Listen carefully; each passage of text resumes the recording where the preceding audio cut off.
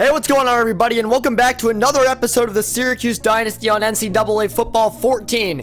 Today we finally get to go fully in depth with some of the prospects that Syracuse is looking to add to their squad next year to compete in the loaded ACC conference. Last episode we watched a weak FCS Southeast team completely control the line of scrimmage and clock against the New Look Orange in front of a sold-out crowd, handing them a lopsided defeat in what was their first loss in 11 seasons. Syracuse is completely winless so far this year, and with nothing but a tough conference slate ahead of them, I don't think anyone is expecting that elusive first win of the era for the foreseeable future.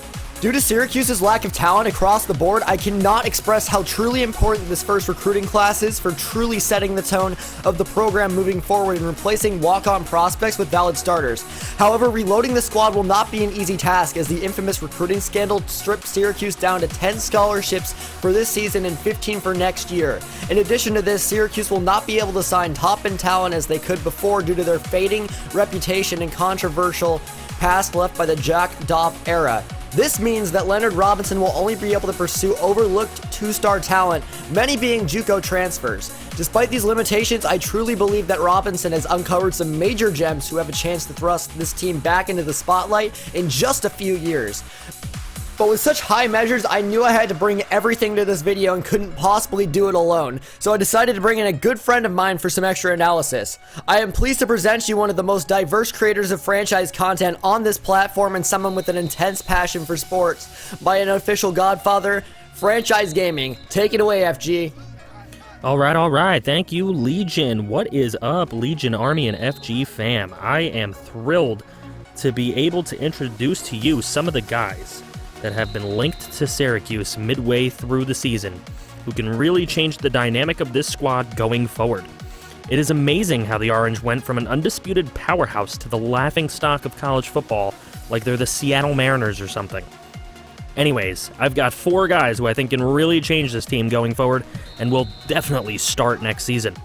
The first guy I'd like to talk about is the least flashy of the bunch, but a guy who I'm sure Legion is dreaming about all night, because he plays outside Becca. This is Marcus Pitts from Chickasaw, Alabama.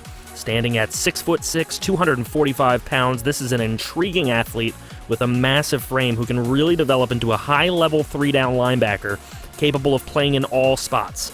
Right now, I would slide him right next to Jason Britt or Howard Johnson and take advantage of his body in the edge defense, either dropping into coverage, protecting the edge, or rushing the passer situationally. This is a guy who's capable of doing it all, but has not shown through 4 years of prep play that he can do one skill at an elite level. However, because of the upside and the fact that he will only be a freshman, unlike a lot of these guys, remember the name Marcus Pitts going forward if he signs with Syracuse. Now we're going to make our way out of Alabama and over to the Florida JUCO scene, where Syracuse has taken a long look at DB Justin Fernando. Fernando's looking to go D1 from Coral Terrace, and while he has been rated as the 133rd ranked athlete in the nation due to the small frame, I have done plenty of film breakdown on him and decided that he is a complete gem, even with just 2 years left of eligibility. This is a complete corner whose best trait is his elite speed, but unlike many small, speedy quarters, this guy has some serious grit at the line of scrimmage, and he had a high success rate jamming receivers at the line. Fernando is a complete lockdown corner and even has the ball skills needed to contest catches. No question that if Syracuse gets this guy, he will be the instant best player on their defense. Number 2 guy on my board, no questions asked. He reminds me of Denzel Ward. You may be wondering who could possibly top a JUCO gem like Justin Fernando, but just chill for a second. We'll get to that soon. For now, however, I would like to introduce you to the guy getting tackled in Marcus Pitts' graphic. This is running back Terry Carter. Carter is a very nice find coming out of Moss Point, Mississippi, from a JUCO program that offered him right after he finished high school ball with a once sophomore Marcus Hicks in Chickasaw, Alabama. Kellen Lee has been a nice fill-in for Syracuse, but Terry Carter has a very similar skill set to Lee, but ultimately executes it much better. He is much more athletic than Lee is, and he offers significantly more vision and elusiveness to the table.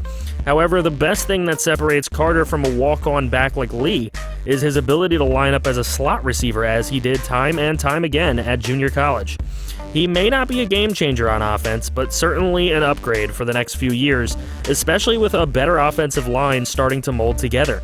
Terry Carter, good player, should sign with Syracuse in just a few weeks. The wait is over. We have saved the best for last. This player is why I truly believe Syracuse has a chance to be in a bowl game 2 years from now.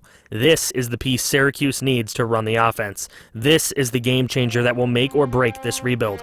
If he cannot produce by his senior year, this rebuild essentially starts from scratch. Syracuse must go all in on dual-threat quarterback Melvin Patterson. Patterson hails from junior college in Placentia, California, and honestly has the ability to play quarterback, running back, or wide receiver. The entire nation and their dogs know that Tim Wheeler is not a starting quarterback or even a passable backup in this country by any means and must be replaced immediately. Leonard Robinson was the most successful quarterback in college football history, and now back at his alma mater as the head coach, he wants a quarterback who can run his system. Melvin Patterson may be the only quarterback in this recruiting class who can do this. Standing at 6'1", 218 pounds with an absolute cannon and top-end speed, I do not understand how Patterson was so overlooked, but here we are, and with Leonard Robinson as the head coach, Syracuse is the easy favorite for him. Patterson can simply do it all. He can sit in the pocket and launch passes further than Tim Wheeler could ever dream of throwing, or take off outside the pocket and actually make defenders miss with his running back background. This could be the lone savior of Syracuse's cheating scandal, and I, as all of you should be, am very ready to see him on the field. Melvin Patterson, he runs the game, remember the name. That being said, these are my 4 favorite prospects on Syracuse's board this season, but that does not mean that Legion has not done further research on the rest, as Syracuse decides where they will spend their 10 scholarships this year. Let's hand it back to Legion. Thanks for having me on. Hope to see you all next year. FG out. Man, FG, this is a really exciting class. Thanks for coming on and introducing it to us and showing us some players who we hope will be in orange next year. For as much as I'm sure we all want Syracuse to go out and fill out the team with the 25-man recruiting class, the limitations brought to us by the scandal have ultimately prevented that. Going down the board, there are a lot of guys that I'm sure Syracuse would love to have, but they have made a few tough cuts to prioritize the prospects that they are most likely to get and will be the best fit moving forward. Despite this, what I can say for sure is guys like Melvin Patterson and Justin Fernando are recruits that Syracuse are going to go all in on. However, while these are big names, I would like to give you guys a rundown on the rest of the board for Syracuse. Wide receiver Will Golden is another freshman who should develop fairly over the next few years. He already has above average athleticism and at least a starting ground for his hands and receiver fundamentals. He should develop into a very respectable starting option in the next 4 years, and it looks like Syracuse is going to get him. The offensive line we are looking to bring in next year is leaps and bounds better than anything we could have put on the field this season, and it starts with one of my favorite prospects in Aaron Murphy. Standing at 6'4", 307 pounds, this is a freshman, a plus 12 gem from the state of Texas that looks to slide in at right tackle next season due to his elite run blocking ability. Next, another freshman gem is Ira Barnes. Barnes is more athletic than Murphy and is a much better technical pass blocker, but his strength and run blocking abilities will need to develop if he wants to contribute as a complete lineman. Wrapping up the beef trio is JUCO junior Jeremy Dodd, who is stronger than Murphy and more athletic than Barnes. This is a guy who's going to be the best player on the field for Syracuse for the next 2 seasons if they can secure his commitment. A must-get to help open holes for Terry Carter and Melvin Patterson for the next 2 years. With O-line out of the way, I'd like to get into the defensive trenches, and it starts with 6'3", 276-pound D-tackle Brett Young. This is a prospect with great interest in Syracuse and is more of a pass rusher than a true nose tackle due to his lack of strength. He has a lot of athleticism and a great power move which allow him to generate pressure. This is a guy you can plug in right away and may get you a consistent 6 to 8 sacks per year if things work out right. Next, we have our first JUCO sophomore in Robert Washington, who is more of a 3-4 outside backer and edge defender. I will probably line him up at defensive end and let him rush the passer, but I'm also confident in his ability to move and cover situationally. He isn't the biggest or strongest player, so I can definitely see him moving up to a 4-3 outside linebacker on early downs and rushing the passer on later downs, so he's not a liability on early downs, kind of like the Seahawks did with Bruce Irvin. A very athletic, versatile player who offers a lot of upside for the next 3 seasons.